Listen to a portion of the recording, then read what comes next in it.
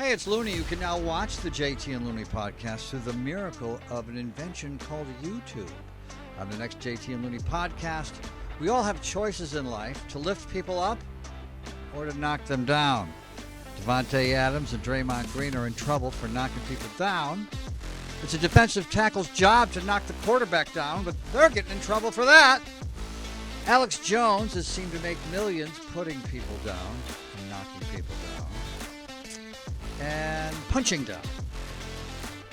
JT and Looney will solve all the problems in the world in the next 37 minutes and 37 seconds of omniscient narrative. Hey, how you doing?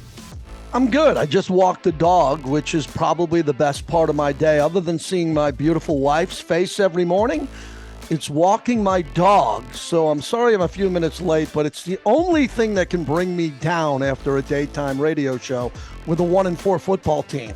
Right. Where I find myself screaming and yelling, and on this podcast, I could be more like John. That's good. The quiet man named John that the T's all live with and know much better than the rest of us. We just know the screamer, the rugby player, the in-your-face guy. But, no one's like that 24 hours a day. Yes. Stephen A. Smith, when you get together with Stephen A. Smith, he's quiet.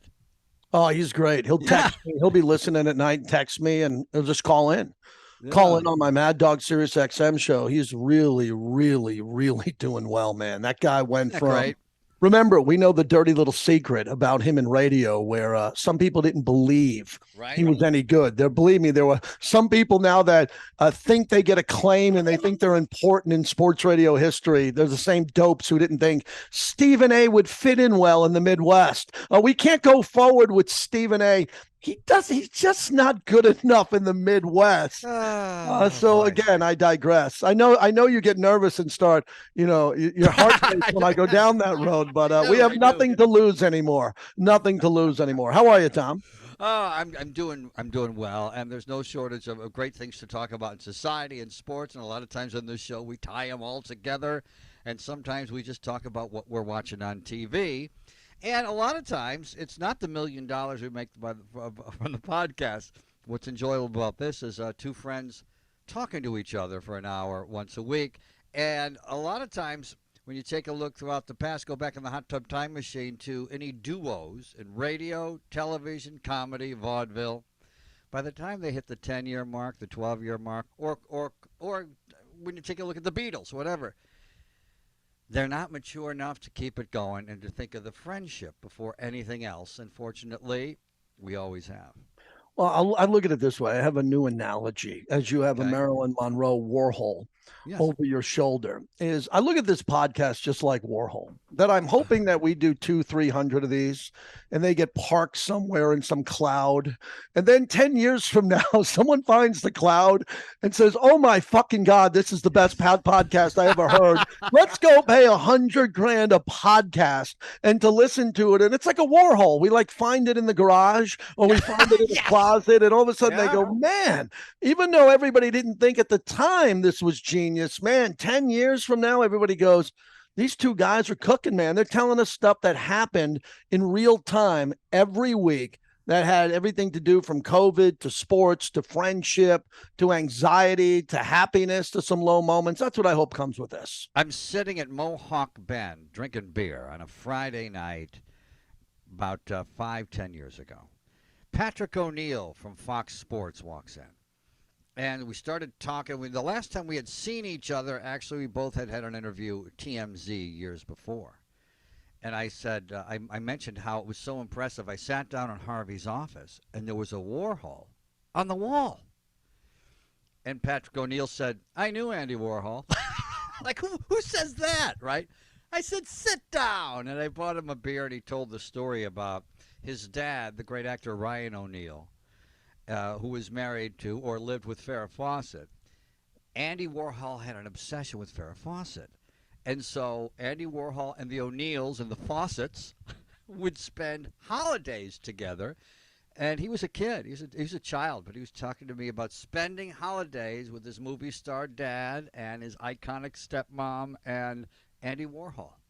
So And it's a good time for me to tell the story, as you know, because the only person who knows the story is my mom. I'm sure my dad doesn't remember. My sisters were too young. I had a Farrah Fawcett iron-on pillow.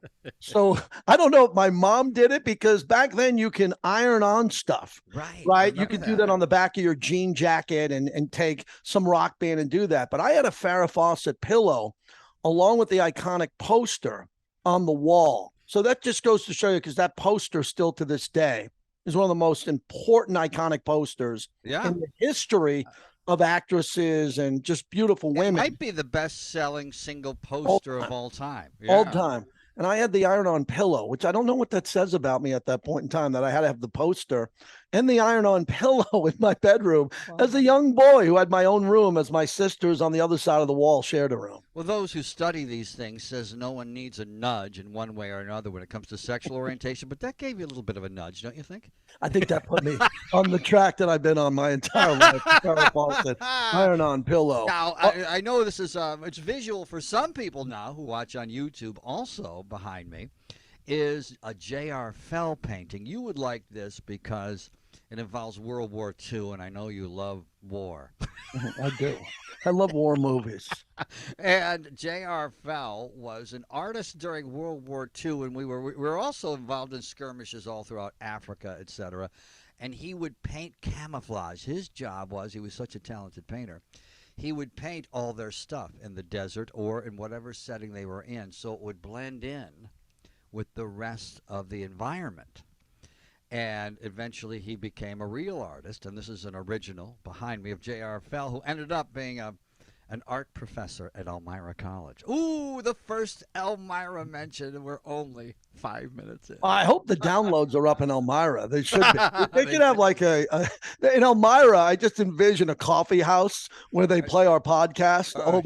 As beatniks are coming and people and hippies are coming and established businessmen and women and students are going, what's that playing in the background? Oh, that's Tom Looney, acclaimed broadcaster, and his podcast, JT and Looney, where they have an Elmira mention every podcast. They have an under-over on how many minutes it'll take. And believe it or not, Elmira is, my mother fortunately was smart enough to tell us, remember, we are anywhere from 10 to 100 years behind the times, because we would go out of town and my mother would take us to wonderful vacations. I don't know how she did it.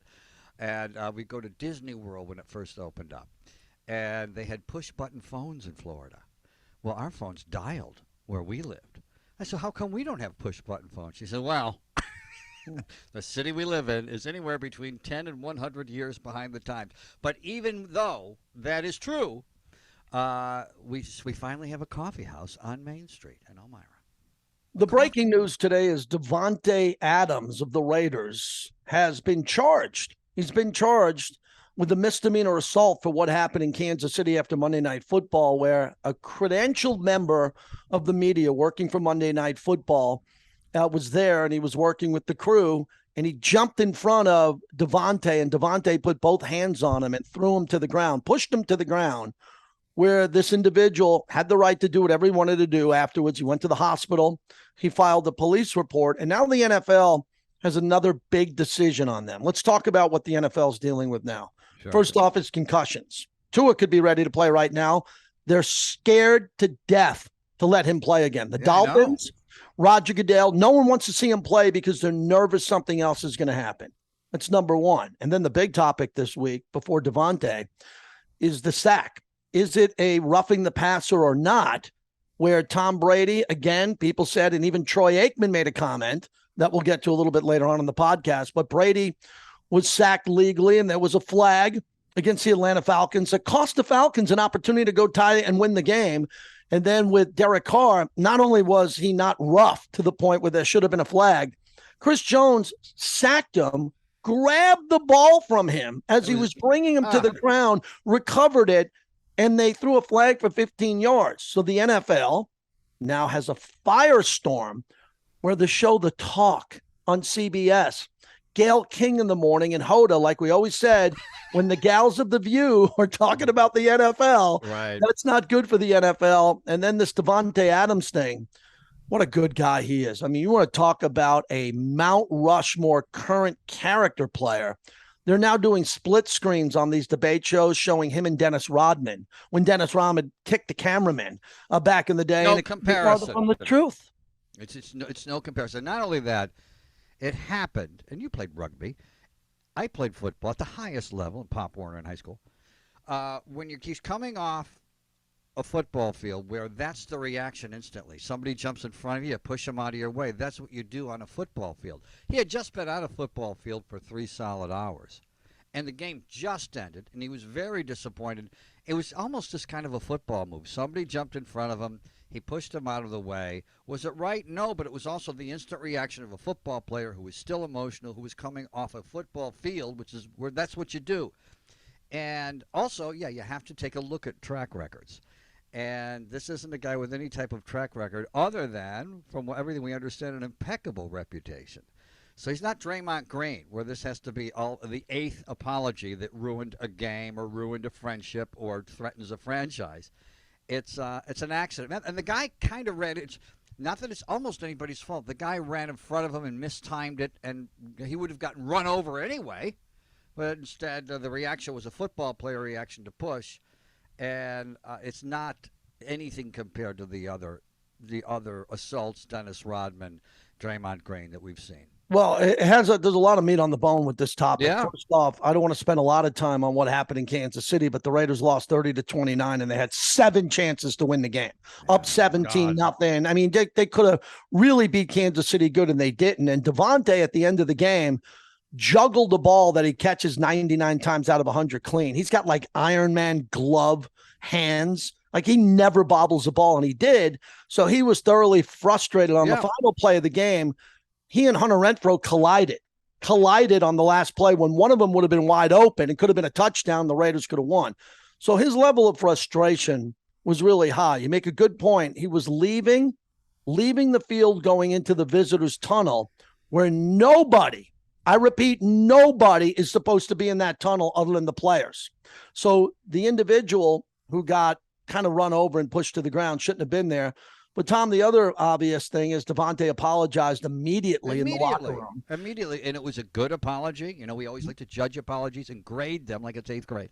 But the bigger topic is the NFL overreacting, or will they overreact? Because the NFL doesn't like anything that gets into the mainstream media. If there's one thing you're going to take out of this podcast and remember, take it from me, when it ends up on Fox News and CNN and The View and CBS This Morning and the Today Show, or the show, Good Morning America, where George Stephanopoulos sometimes gives you hard news about nuclear testing in North Korea. And then today he made an incredible apple pie today. Yeah, he makes apple pies and egg soufflés. He likes to do that. When they start talking about it, most of those people on those shows know nothing about sports and know nothing. So when they start yapping it up, then the NFL gets worried about that. But the other thing is Davnate shouldn't have put his hands on anybody. No. For one, he's very fortunate. Once you turn 18, you can't be doing that. Number 2, he should be very fortunate that wasn't a woman. Could have been a woman with a short haircut, wearing a hat on backwards. Yep. Many women in that job who do a fine job. And then what he should have done, and again, it's not part of his character, he instantly should have helped the individual up. And the individual went to the ground because he did go to the hospital and he did file a police report. I think at the moment, if Davnate just would have knelt down and said, "Oh my God," and picked him up, I don't think we'd have an issue here. But this guy filed charges, and the charges are real. It's a misdemeanor, and the Raiders are on a bye week. So the NFL, as we record this podcast, has some time. They have some leeway to make a decision. Well, hopefully for the Raiders, he'll get suspended for the bye week, and he'll be able to play 2 weeks from now. And I think reputation counts.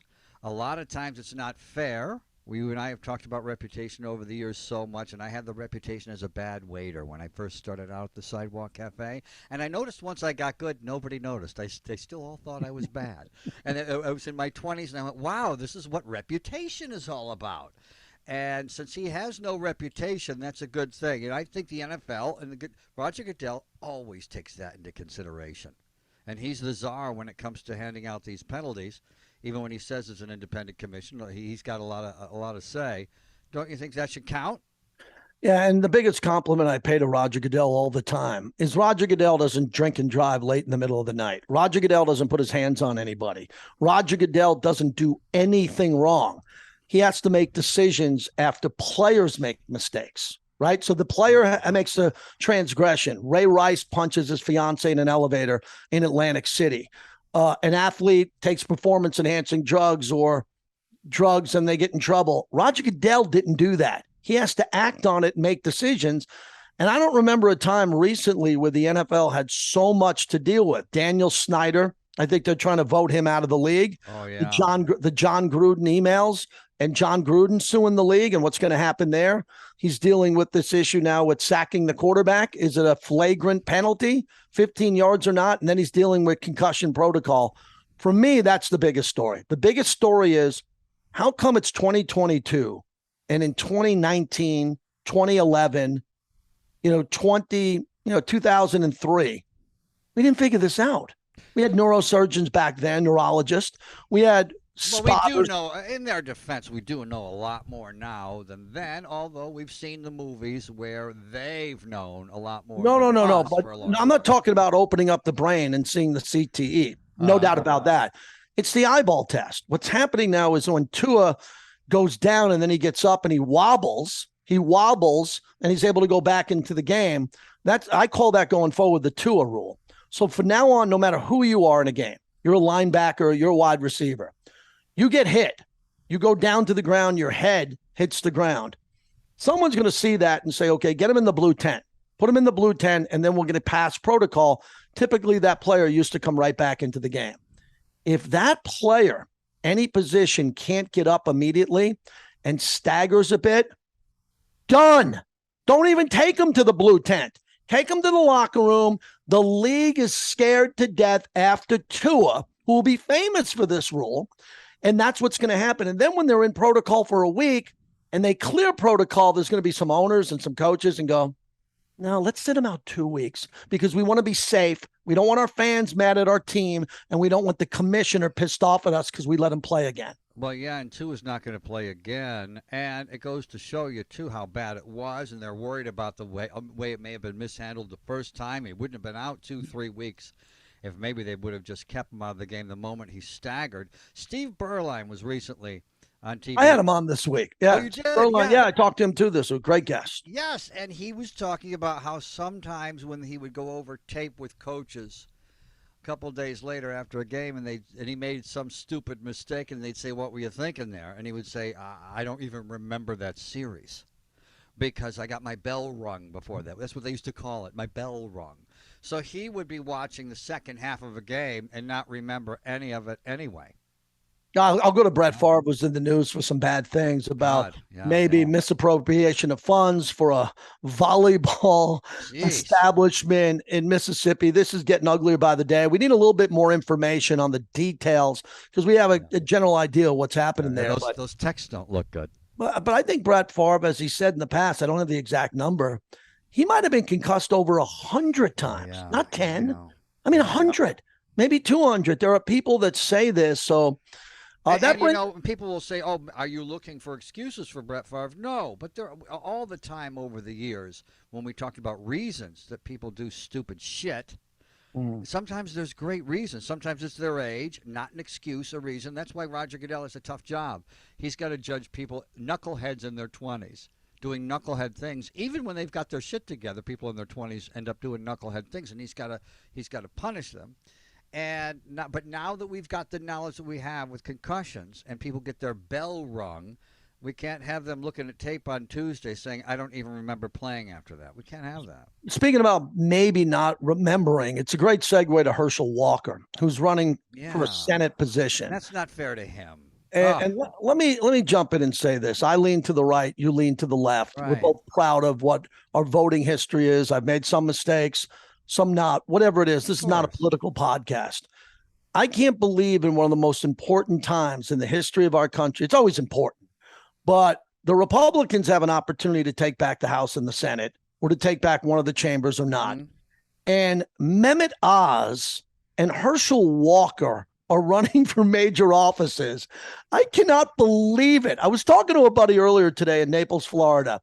Like, I always think the guy who's the vice president of Coke in Atlanta, who's never beat his wife, doesn't have a police report, he should run. You look at the guy and go, hey, he's from Georgia. He's a vice president with Coke. He's got money saved. He might want to serve his country. He's a businessman. And we got to go with Herschel Walker.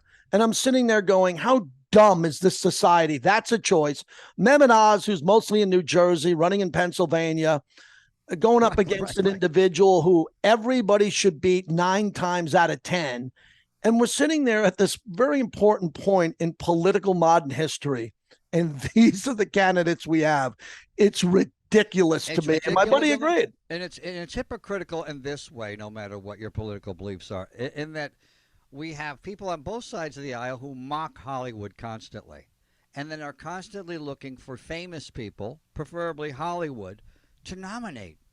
And we're not taking our elections seriously when the only qualification to run for any public office is if you can win. You used to have to be qualified. Now, if you can win because you've got great name recognition, people think they know you because they've seen you on television, you can get the backing, the funding, and the nomination.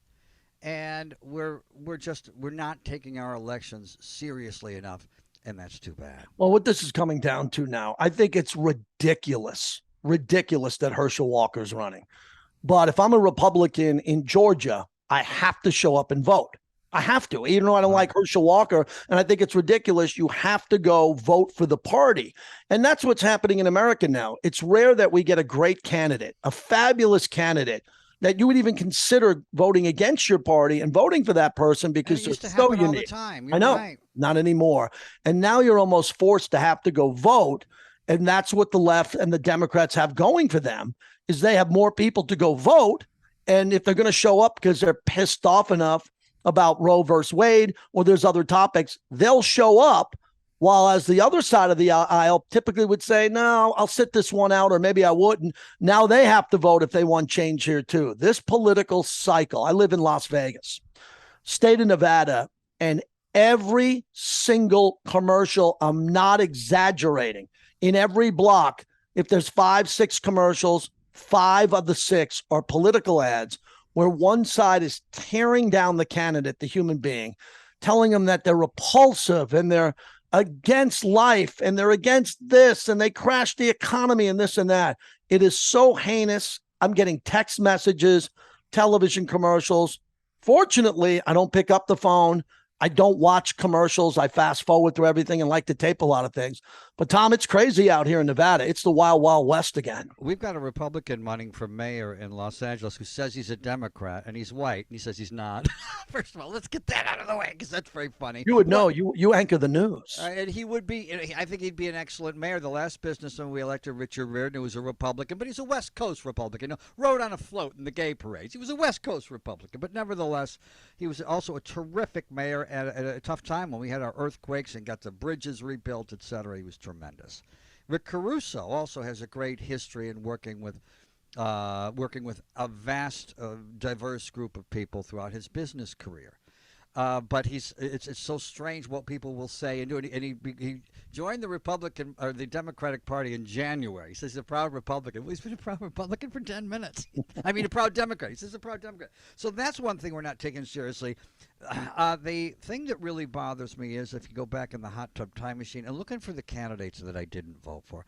I didn't vote for Bob Dole, and I loved him.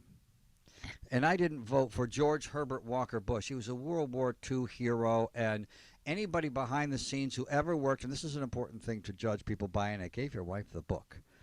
I think it was called The Help. It was people who worked in the White House put together a book about surveying all the presidents back to Eisenhower. Everyone's favorite was George Herbert Walker Bush, number 41. So kind. He was a good person and very qualified to be president. Didn't vote for him. And George W. Bush, I was always impressed because his life didn't start till he was 40. He drank too much and he couldn't get his shit together. It's a really cool story. And Reagan was amazing, and he was a movie star. He did everything. He was a radio guy and a movie star, and he was acting, and he loved politics. That's me. That's everything I like. And he was a lifeguard, son of an alcoholic, a great chicken soup for the soul story. Didn't vote for him, but God, I can go through and Nixon had I was a child, but has a great history, and he came from nothing. He grew up on a lemon farm. His dad owned a lemon farm and a gas station, neither of which made any money, and they lived upstairs above the gas station. And so we've got a great history of wonderful Republicans that I didn't vote for. And I used to just love all the candidates, but now there's crazy people running, and and it used to be that politicians wouldn't talk like talk show hosts. Now they're saying bombastic, crazy shit like talk show hosts, and some of them are trying to copy Trump, but it won't work because it never works, as you know, when you copy somebody else. It only works when you're genuine. Well, I voted for a ticket that had Sarah Palin on it. That's another guy. That's another guy I didn't vote for that I really liked. John McCain was a good man. A jury in Connecticut on Wednesday ordered InfoWars founder Alex Jones to pay $965 million in damages to the families of 8 Sandy Hook Elementary School shooting victims and to an FBI agent for falsely claiming that the December 14th, 2012 massacre was staged. This clearly, I like to use the term Mount Rushmore. Alex Jones is on the Mount Rushmore of the biggest scumbags in American media history. And that is a long list. Mount Rushmore is only allowed to have 4. Right. He's secured his space. And again, it comes down to conspiracy theories, which I don't like. I lost a fraternity brother on 9/11. I don't like any conspiracy theories. I don't believe in them. I don't like it. Sometimes they anger me. But when it comes to this one, the fact that we're going back to 2012, not 1954, not 1878, recent American history, and these damages were awarded. And this scumbag who clearly has parked a lot of money, he made a lot of money trolling to the people that follow him. What a low-life loser. Piece of garbage you have to be to watch Alex Jones for 30 seconds, other than a news clip or something that goes viral because it's on World News Tonight because he said something so insane that you'd have to look at it again. And the fact that he had an audience, a real audience, and some of these lunatics, not everybody, but some and many, because of the size of his audience, believed him and let him stay on the air in the United States of America is repulsive. I feel for those families. I don't know what those moms and dads went through. I hope that we never know anything like that type of pain. I don't know what type of relief they got from this financially here, but this is a chapter in media history that needs to close. And we can never forget this guy, one of the worst pieces of shit in the history of media, in the history of mankind, Tom. And who were the victims? He was going after people who had children at Sandy Hook. You and I not only both have friends who've lost children, and they will never get over it. I remember in the studio during commercials talking to you one day at Fox Sports Radio, talking about my dad who died at 31, and you said to me, you asked me, how old were you and your brother when your dad died? And I said 4 and 6, and it was like I kicked you in the balls because your boys were 4 and 6 when I told you that. And my grandfather, who was an expert on every subject known to man, the loudest guy in the room, the loudest laugh in the room. I'm a chip off of his block. And he could talk about any subject on Jeopardy, just like me. But there was one subject he couldn't talk about. His son, my father. And I couldn't take any amount of money, and neither could you. I can speak for you on this. I couldn't take any amount of money. Okay, we'll give you $1 million a year, and tomorrow you need to go on the air and take off on Sandy Hook parents, immigrants, a girl who won a gold medal in swimming, but she used to be a boy. I'm not punching down for $1 million or $10 million or 10 cents. And I can't believe anyone would. You got to wake up in the morning, look in the mirror, and say, okay, what can we do today to stir the pot? Well, we're going to take off on maybe the worst tragedy in the history of our country, and we'll pick on the parents who are part of this conspiracy. Yeah. And there's copycats, but not this dramatically. I mean, this was just heinous because Sandy Hook, imagining that Sandy Hook didn't happen when all the first responders, the police, the parents were outside the school as those children were massacred. And someone says nobody that they who saw anything that happened in there will ever be the same. And you know, there's video. Yeah, but for Alex Jones to say they were actors and it was staged, that's where it got crazy. If he talked about specific instances of that and he went down that road, it would be wrong. But everything was wrong. And I want to get off of him for a minute here. But There are going to be copycats in this business because of the amount of money he made. And there are people leaving sports to go to politics. There are people leaving different genres of entertainment to go to clickbait. To punch down. Yeah. To punch down. And they make money like that. But it's a really good point that I wanted to bring up about media today. I talk sports a bunch for a living. And sometimes when I'm wrong, it might take me an hour, 20 minutes, or a day to realize it. And I have the opportunity to go back on all the platforms and say, hey, I got this wrong. No one judges me for guessing wrong or right on a score of a game. Right. When it comes to morality and it comes to issues that you stage and you do this to stir the pot about COVID, or you stir the pot about politics, or you punch down and you make it personal, what happens is these people have to go home. And if they do have children and a wife or a partner, and they have to look them in the eye, and then they have to come out of that facade and then go back to being a father or a wife or a partner, and then go to the Little League game or get on a plane and go somewhere to give a speech. They have to turn it on and turn it off. And then eventually they can never turn it off. They become that conspiracy theorist. Yeah. They become that scumbag that punches down. And that always happens. Eventually it encompasses you. So say 20% of your life is fake, where you're doing something to make a living and a job in media, and you don't really believe in that. And 80% is your life, or the rest of it, on how you live a good life. Eventually that awful 20% is going to become 100%. I've seen it. And this guy's the worst of all time. And I'm so happy. I just wish this guy was behind bars the rest of his life, and we weren't talking about $965 million in damages. Anytime you talk to anybody who's had to live an inauthentic life, they talk about how oppressive it is. But to choose to live an inauthentic life is mind-boggling to me. But there's a few examples of this, which I know of from having worked in the business. I'm choosing one that won't get me in trouble. Tammy Bruce is on Fox News, and she was in charge of the National Organization of Women, no conservative back in the day, president of the California National Organization, and great at stirring the pot as a liberal on KFI. Said some things about Bill Cosby and his wife, and got fired because Bill Cosby had more money than KFI.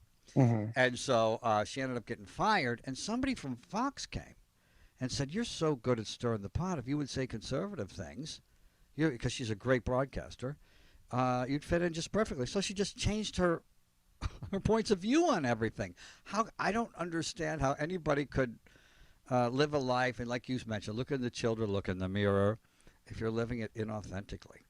I want to share a good story, a fun story about a road trip I went on for my son, and how it turned into a really cool sports story. So last week, and I flew to Arizona State through Phoenix, Tempe, to go visit my son, who's a sophomore at ASU. And I went with one of my friends, very good friends, as a client of mine on radio, and he's a diehard Husky fan of Washington. So we put this trip together 4 or 5 months ago. He got the tickets. We ended up getting hotel rooms close to campus, and my son goes there. So he couldn't wait to go see my son. My wife stayed back. She had to work. And I went with my buddy, and we got there, and we just jumped in on a Saturday morning. The game was early, 1:00 start. We had great seats behind the Husky bench, and Washington was a much better team. Ranked in the top 20. ASU, remember Herm Edwards just got fired. Right. Program's a mess.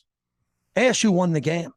They played like this unbelievable game. Backup quarterback came in, threw 3 touchdowns. College football. It was fun. It was fun. After the game, my son knew a player, so him and his buddies went on the field. They stormed the field, and he waited, and he went down on the field, took a cool picture. We went to an incredible restaurant in Scottsdale afterwards, where my 19-year-old son had a meal that you and I have had maybe twice in our life. Like one of those. Good for him. Like one of those meals where you'll remember the rest of your life. Did he appreciate it at 19? Because we like pizza at 19.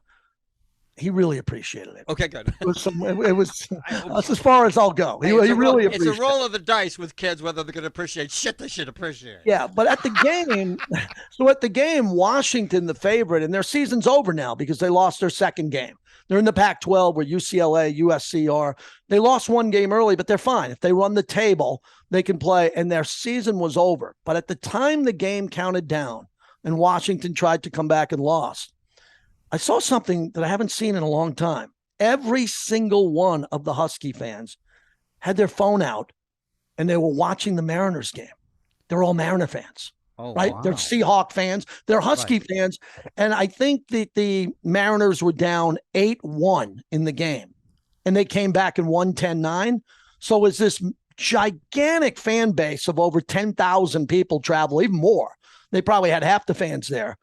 They went from the lowest of lows that you could see. Oh, my God, we just lost to ASU. They're storming the field. And then everybody around me is like, hey, the Mariners got another run. Oh, they're back in it. And these fans were so euphoric after being slowed down. It's kind of great to see. I grew up in New York where it's Giants, Jets, Mets, Yankees, Knicks. Forget about Brooklyn. There's not a Brooklyn fan on earth. They're ghosts. But, you have all these different teams and you're divided. I saw a community of sports fans hit rock bottom, and within 20 minutes, euphoria of winning a series in Toronto dramatically and winning. I was walking out with my son and my buddy Tori, and I said, this is unbelievable. I've never seen fans go from a low to a high, not in the same game, but in another sport. So I wanted to share that. It was really cool about why sports works. And if you're a fan of a city or a community or a region of the country, you have multiple opportunities with several teams to win. There are certain places to live in the United States where you always feel left out. So people who live in Seattle say that all the time. They feel left out a lot of times from mainstream media, from history books. People who live in Hawaii sometimes open up history books and never see anything about their state. And we even had a Hawaiian president, but everyone said he wasn't really Hawaiian. He was born in Africa. I mean, that didn't even work out for them. A guy who was born and raised in Hawaii became president, and then they got screwed over on that with conspiracy theories circling back to that. So it's great when Seattle fans are in any city, and when you're at a game, which is great with our technology now. You're at a game, or you're at the Kings have a playoff game, but you're at Dodger Stadium, and all of a sudden the crowd roars because the Kings win in overtime because people are watching. Oh, I love that shit. Love it. And it's good because, that's what happens in October. And thanks for listening to the JT and Looney podcast. This episode in October, because hockey started last night as we record this. The Vegas Golden Knights beat the Kings. So hockey's underway. Baseball's in October where it's at its absolute best. College football is flourishing. Winner move forward, loser go home. I'm going to Oklahoma this weekend to visit my other son with my wife. And then we have the great story of all sports in the NBA. The NBA, I know we were going to spend a lot of time with Draymond Green. As we wrap it up here, the Warriors are getting ready to defend with a player on their team that punched another player in the face. And the Warriors, and I'll say this because I had a lot of respect for the Warriors, and I know people in that organization, they kind of turned it over to the players to make a decision on this. And it looks like Draymond walked away from the team for a little bit, scolded himself for not being a leader. He's a star. And Tom, stars get treated better than role players.